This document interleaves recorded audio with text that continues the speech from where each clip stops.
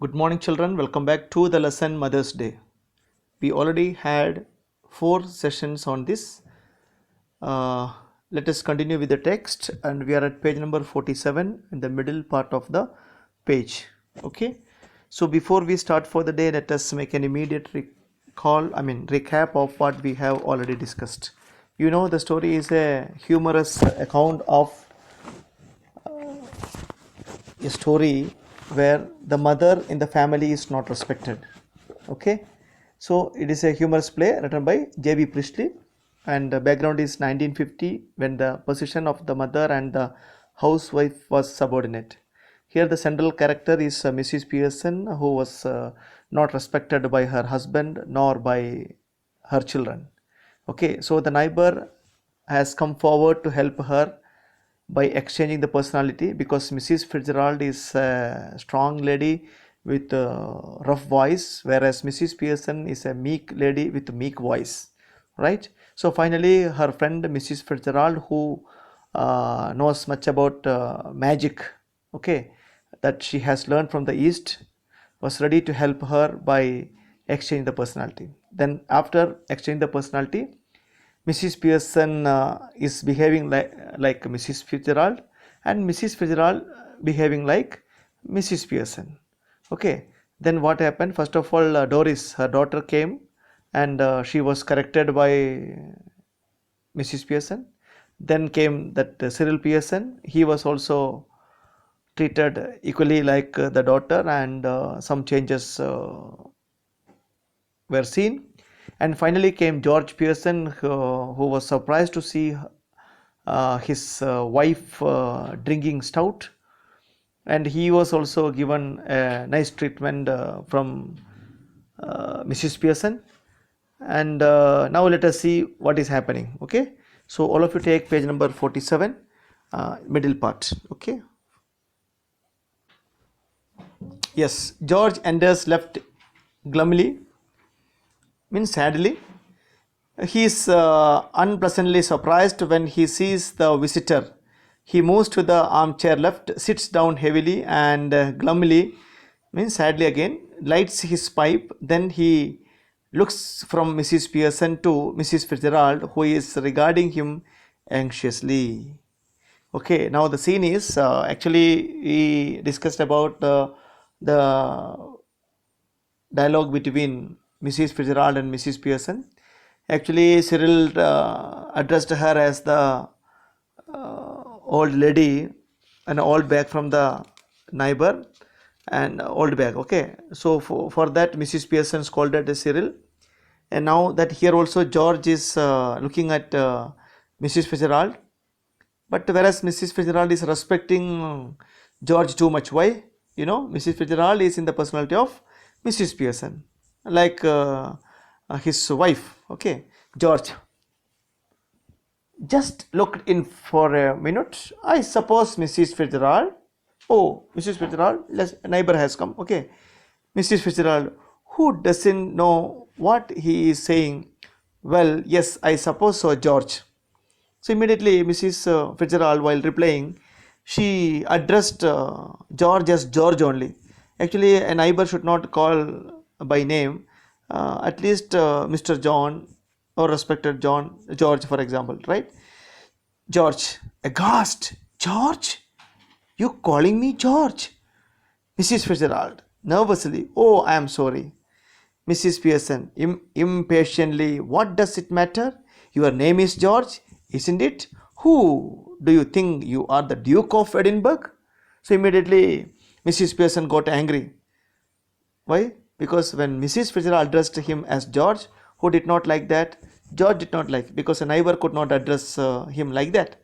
But Mrs. Pearson is telling there is no mistake in it. And what do you think? Are you the Duke of Edinburgh? Are you the king of the country? Like that way. George, angrily, what has she got to do with it? Just tell me that.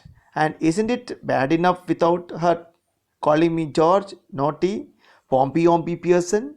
And poor Doris has been crying her eyes out upstairs. Yes, crying her eyes. So immediately George burst into anger. Okay, then he is highlighting all those things. Pompey, Ompy, why Cyril is crying, why Doris is crying, everything he wanted to tell. Mrs. Fitzgerald waiting, oh dear, I ought to have known. Then the neighbor with the personality of Mrs. Pearson wanted to know, okay, what happened to Cyril or Doris? Oh dear, I mean, she's addressing George as her own husband. George staring at her annoyed. Why this lady is behaving like this way? You ought to have known? What does it mean? Why ought you to have known? Nothing to do with you, Mrs. Fitzgerald. Hey, you are my neighbor. Why you should know all these things? Look, we are at sixes and sevens. Means we are sometimes confused. Okay, we are in a state of confusion. Dear children, write down in what do you mean by at sixes and seven? Write down in a state of confusion. Okay, sometimes we will be in a confusion. Why are you worried about our family matters?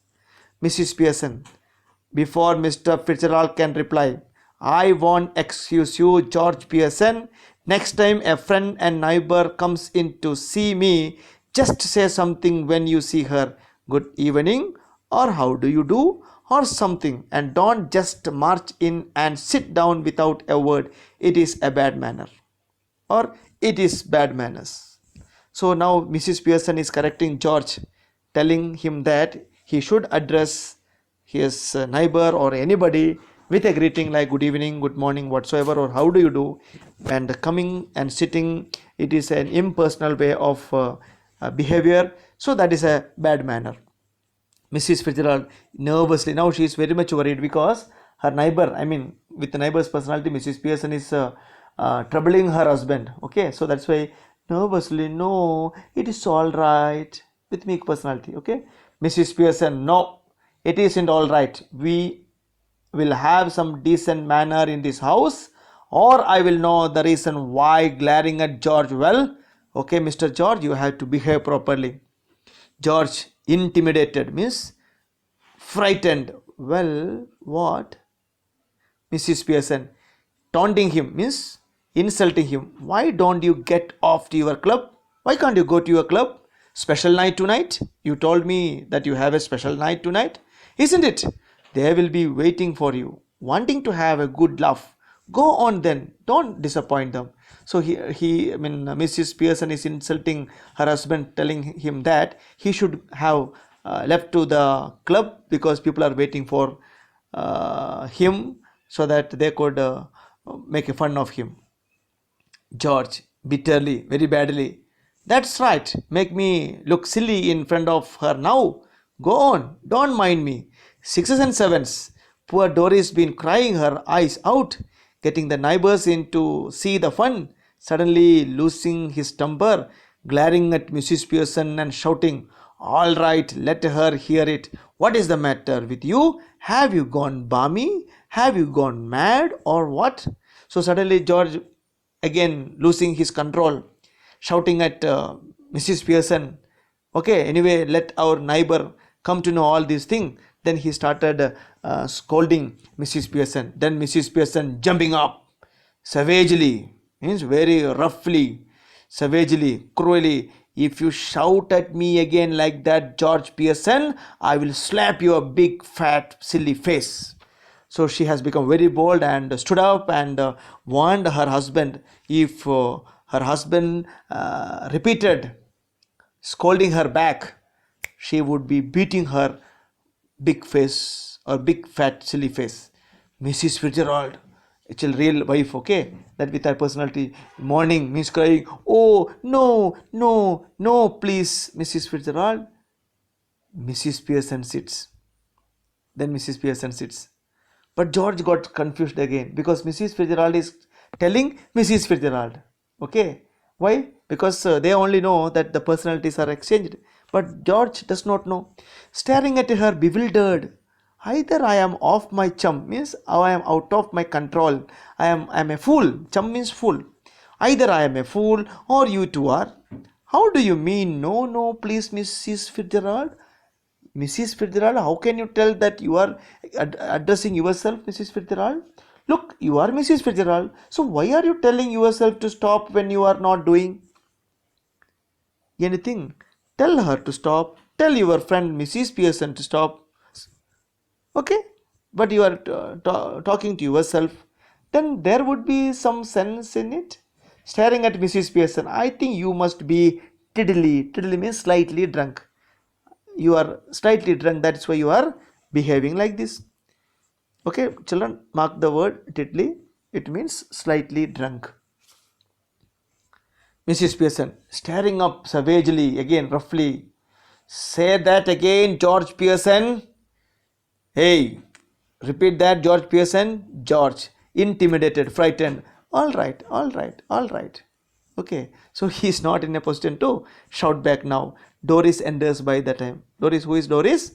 Daughter of Mrs. Pearson, enters slowly, looking miserable. Miserable means very unhappy. Who is very unhappy now? Daughter. She is still wearing the wrap. Mrs. Pearson sits on the settee. Mrs. Pearson is sitting there. Mrs. Fitzgerald. Hello, Doris dear. Mrs. Fitzgerald actually with the personality of Mrs. Pearson means like her mother. Hello, Doris, my dear. Doris miserably. Hello, Mrs. Fitzgerald. Mrs. Fitzgerald. I thought you were going out with Charlie Spence tonight. Doris annoyed. What is that to do with you? Or how came you about that? Because neighbor. Mrs. Pearson sharply. Stop that. Mrs. Fitzgerald nervously. No, it's all right. Mrs. Pearson severely. Okay. Very strongly. It isn't all right. I won't have a daughter of mine talking to anybody like that. Now answer Mrs. Fitzgerald properly, Doris, or go upstairs again. Doris looks wonderingly at her father. Now actually Mrs. Pearson is now warning her own daughter because she did not pay any respect talking to Mrs. Fitzgerald. So she wants her to go upstairs again. Then daughter looks at her father, George, in despair, in disappointment. Don't look at me. I give it up. I have given it up. I just have given it up. Mrs. Pearson fiercely. Well, answer her. Yeah, that is the way you have to answer. Doris, sulkily, sadly, almost crying. I was going out with Charlie Spence tonight, but now I have cancelled it. Means I have called it off. So who has cancelled the meeting with Charlie Spence now? Doris. Mrs. Fitzgerald. Oh, what a pity, dear. Why have you? Because Mrs. Fitzgerald, with the personality of Mrs. Pearson, like her own mother, is telling, oh, why have you done that? Doris, with a flash of temper. Because if you must know, my mother's has been going on that me making me feel miserable. I am saying he has got buck teeth and is half-witted. Because actually my mother says that he is not a good fellow. He has a buck teeth, okay, protruding teeth, or half-witted, not a full man. Okay. Mrs. Fitzgerald, rather bolder to Mrs. Pearson. Oh, you shouldn't have said that, because they are friends. Mrs. Pearson sharply. Mrs. Fitzgerald, I shall manage my family. You manage yours. Okay, with strong words she said, no, no, no, I will control my family. I shall manage my family. George grimly, means seriously, ticking her off now. Are you Annie? Really, are you Annie Pearson, Mrs. Pearson? Even more grimly, seriously. They are waiting for you at the club. Hey, George, I told you. People are waiting for you at the club. Don't forget, and don't you start crying again, Doris. Okay, you stop crying, my daughter, Doris. Mrs. Fitzgerald getting up with a sudden decision. That is enough, quite enough. George and Doris stares at her bewildered. So dear children, today we will stop over here, and I hope you could see how Mrs. Pearson severely behaving with her husband and children now, only to correct them, because all these days these people did not pay much respect to the housewife. I mean Mrs. Pearson. Now Mrs. Pearson, with the personality of Mrs. Fitzgerald, is thrashing everybody, means correcting them, scolding them. So goes the story. Okay, so tomorrow we shall meet again with the remaining part of the text. I think the last part of the session, and tomorrow we will conclude it. Okay, have a nice reading, and write down the important words and their meaning, and also write down the questions, answers, and I mean solutions are already given. That NCERT solution is already shared in the group. Go for it, do that. Thank you. Have a nice day ahead.